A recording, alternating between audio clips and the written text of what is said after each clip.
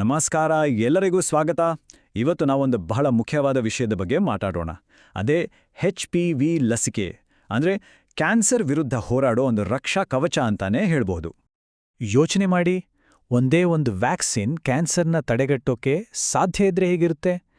ಇದು ಯಾವುದೋ ಸಿನಿಮಾದ ಕಥೆ ಅನ್ಕೋಬೇಡಿ. ಇದು ಇವತ್ತಿನ ವೈದ್ಯಕೀಯ ಜಗತ್ತಿನ ಒಂದು ಅದ್ಭುತ ನಿಜ. ಹಾಗಾದ್ರೆ ಈ ರಕ್ಷಾ ಕವಚ ನಮಗೆ ಯಾರಿಂದ ಬೇಕು, ಯಾವ ಶತ್ರುವಿನಿಂದ ಬೇಕು?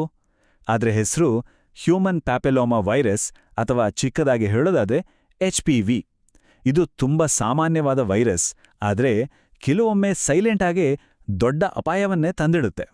ನಾವಿವತ್ತು ಮಾತಾಡೋ ಎಲ್ಲ ಮಾಹಿತಿ ಏನಿದೆ, ಇದನ್ನ ಒಂದು ಸಾರ್ವಜನಿಕ ಆರೋಗ್ಯ ಜಾಗೃತಿ ಪೋಸ್ಟ್ನಿಂದಾನೇ ತಗೊಂಡಿರೋದು.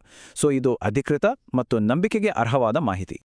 ಸರಿ, ಹಾಗಿದ್ರೆ ಈ HPV ಅಂದ್ರೆ ಏನು ಅಂತ ಸ್ವಲ್ಪ ಡೀಟೇಲ್ ಆಗಿ ನೋಡೋಣ. ನೋಡಿ, ಇದು ಒಂದೇ ವೈರಸ್ ಅಲ್ಲ, ಇದು ವೈರಸ್ಗಳ ಒಂದು ದೊಡ್ಡ ಗುಂಪು. ಇದರಲ್ಲಿ ಕೆಲವು ಲೈಂಗಿಕ ಸಂಪರ್ಕದಿಂದ ಹರಡುತ್ತೆ, ಹೆಚ್ಚಿನವರಿಗೆ ಇದರಿಂದ ಏನೂ ತೊಂದರೆ ಆಗಲ್ಲ, ಬಂದು ಹೋಗುತ್ತೆ. ಆದರೆ ಕೆಲವೊಂದು ಹೈ ರಿಸ್ಕ್ ಅಂತ ಹೇಳ್ತೀವಲ್ಲ, ಆ ಥರದ ವೈರಸ್ಗಳು ಕ್ಯಾನ್ಸರ್ನಂತಹ ಗಂಭೀರ ಆರೋಗ್ಯ ಸಮಸ್ಯೆಗಳನ್ನು ತರಬಹುದು.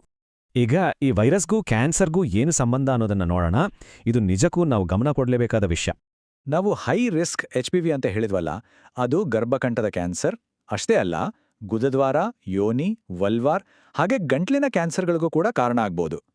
ಜೊತೆಗೆ ಜನನಾಂಗದ ನರಹುಲಿಗಳಿಗೂ ಇದೇ ಕಾರಣ. ಸೊ ಇದರ ಅಪಾಯದ ವ್ಯಾಪ್ತಿ ಎಷ್ಟು ದೊಡ್ಡದಿದೆ ಅಂತ ಇದರಿಂದಾನೇ ಗೊತ್ತಾಗುತ್ತೆ. ಆದ್ರೆ ಇಷ್ಟೆಲ್ಲ ಅಪಾಯಗಳನ್ನ ಕೇಳಿ ಹೆದರ್ಬೇಕಾಗಿಲ್ಲ, ಯಾಕಂದ್ರೆ ಇದಕ್ಕೆ ಒಂದು ತುಂಬಾ ಶಕ್ತಿಯುತವಾದ ಪರಿಹಾರ ನಮ್ಮ ಮುಂದಿದೆ. ಅದೇ HPV ವ್ಯಾಕ್ಸಿನ್. ಈ ನಂಬರ್ ನೋಡಿ, 90%. ಅಂದ್ರೆ HPV ಸಂಬಂಧಿತ ಕ್ಯಾನ್ಸರ್ಗಳಿಗೆ ಕಾರಣವಾಗುವ ಸುಮಾರು 90% ವೈರಸ್ಗಳಿಂದ ಈ ಲಸಿಕೆ ನಮ್ಮನ್ನ ರಕ್ಷಿಸುತ್ತೆ. ಇದು ಸಣ್ಣ ವಿಷಯ ಅಲ್ಲ, ತುಂಬಾನೇ ದೊಡ್ಡ ಸಾಧನೆ. ಸೊ ಇದರ ಮುಖ್ಯ ಕೆಲಸ ಏನಪ್ಪಾ ಅಂದ್ರೆ, ಯಾವ HPV ವೈರಸ್ಗಳಿಂದ ಜಾಸ್ತಿ ಅಪಾಯ ಇದೆಯೋ ಆ ಹೈ ರಿಸ್ಕ್ ವೈರಸ್ಗಳ ಸೋಂಕು ತಗಲದಂತೆ ಮೊದಲೇ ತಡೆಯೋದು. ಈ ಲಸಿಕೆ ಬರೀ ಸೋಂಕು ಬರದಂತೆ ತಡೆಯೋದು ಮಾತ್ರ ಅಲ್ಲ, ಇದರ ರಕ್ಷಣೆಯ ವ್ಯಾಪ್ತಿ ಇನ್ನೂ ದೊಡ್ಡದಿದೆ. ಅದು ಹೇಗಪ್ಪಾ ಅಂತ ನೋಡೋಣ ಬನ್ನಿ. ಮೊದಲನೇದಾಗಿ, ಇದು ವೈರಸ್ ಒಬ್ರಿಂದೊಬ್ರಿಗೆ ಹರಡೋದನ್ನೇ ತಡೆಯುತ್ತೆ. ಎರಡನೇದಾಗಿ, ಕ್ಯಾನ್ಸರ್ ಮತ್ತು ನರಹುಲಿಗಳ ವಿರುದ್ಧ ನೇರವಾದ ರಕ್ಷಣೆ ನೀಡುತ್ತೆ. ಮೂರನೇದಾಗಿ, ಒಮ್ಮೆ ತಗೊಂಡ್ರೆ ಇದು ದೀರ್ಘಕಾಲದವರೆಗೆ ರಕ್ಷಣೆ ಕೊಡುತ್ತೆ.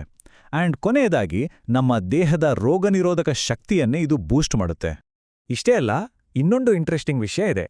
ಈಗಾಗಲೇ ಟ್ರೀಟ್ಮೆಂಟ್ ತಗೊಂಡಿರೋರಿಗೆ ಸಮಸ್ಯೆ ಮತ್ತೆ ವಾಪಸ್ ಬರ್ದಾಗೆ ನೋಡ್ಕೊಳ್ಳೋದಕ್ಕೂ ಈ ಲಸಿಕೆ ಸಹಾಯ ಮಾಡುತ್ತೆ. ಇದು ಕೇವಲ ವೈಯಕ್ತಿಕ ರಕ್ಷಣೆ ಅಷ್ಟೇ ಅಲ್ಲ, ಇಡೀ ಸಮಾಜದ ಆರೋಗ್ಯದ ದೃಷ್ಟಿಯಿಂದಲೂ ಇದು ಬಹಳ ಮುಖ್ಯ. ಹೇಗೆ ಅಂತ ನೋಡೋಣ. ನೋಡಿ, ಸಾರ್ವಜನಿಕ ಆರೋಗ್ಯವನ್ನು ಸುಧಾರಿಸುತ್ತದೆ. ಈ ಒಂದು ಮಾತಲ್ಲೇ ಈ ಲಸಿಕೆಯ ದೊಡ್ಡ ಶಕ್ತಿ ಅಡಗಿದೆ. ಇದರ ಅರ್ಥ ಏನು ಅಂದ್ರೆ, ಸಮಾಜದಲ್ಲಿ ಎಷ್ಟು ಹೆಚ್ಚು ಜನ ಲಸಿಕೆ ತಗೊಳ್ತಾರೋ ಆ ವೈರಸ್ ಹರಡೋ ಸರಪಳಿ ಅಲ್ಲಲ್ಲೇ ಕಟ್ಟಾಗುತ್ತೆ. ಇದನ್ನ ಕಮ್ಯುನಿಟಿ ಇಮ್ಯುನಿಟಿ ಅಂತ ಕರೀತಾರೆ. ಇದರಿಂದ ಏನಾಗುತ್ತೆ ಅಂದ್ರೆ, ಲಸಿಕೆ ತಗೊಳ್ಳೋಕೆ ಆಗದೇ ಇರೋ ಚಿಕ್ಕ ಮಕ್ಕಳು ಅಥವಾ ಬೇರೆ ಆರೋಗ್ಯ ಸಮಸ್ಯೆ ಇರೋರಿಗೂ ಕೂಡ ಪರೋಕ್ಷವಾಗಿ ರಕ್ಷಣೆ ಸಿಕ್ತಂತಾಗುತ್ತೆ. ಹಾಗಾದ್ರೆ ರೋಗ ತಡೆಗಟ್ಟುವಿಕೆಯ ಭವಿಷ್ಯ ಹೇಗಿರಬಹುದು? ನೋಡಿ, ಕಾಯಿಲೆ ಬಂದ ಮೇಲೆ ಪರದಾಡೋದಕ್ಕಿಂತ ಅದು ಬರದ ಹಾಗೆ ತಡೆಯೋದೇ ಅಲ್ವಾ ಜಾಣತನ. ಈ HPV ಲಸಿಕೆ ಆ ಒಂದು ಆರೋಗ್ಯಕರ ಭವಿಷ್ಯದ ಕಡೆಗೆ ನಾವು ಇಡ್ಬೋದಾದ ಒಂದು ದೊಡ್ಡ ಹೆಜ್ಜೆ.